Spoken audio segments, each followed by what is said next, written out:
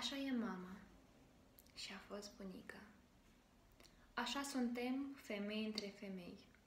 Părem nimic și nu însemnăm nimica, doar niște ele ce-i slujesc pe ei.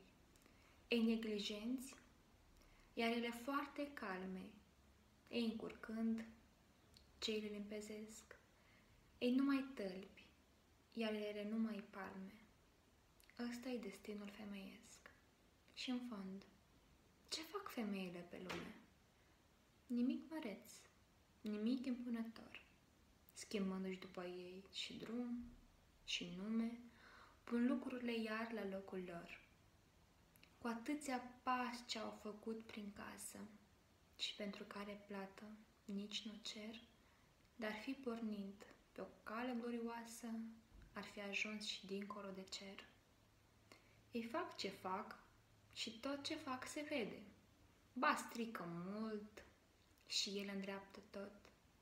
Și de aceea nimeni nu le crede. Când cad, îmbătrânesc și nu mai pot. Așa e mama și a fost bunica.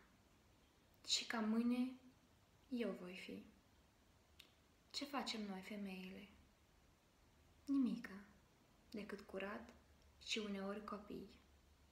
Suntem feriga firului de ață, cu fiecare lanț făcut în doi, ce greu cu noi femeile în viață, dar și imposibil fără noi.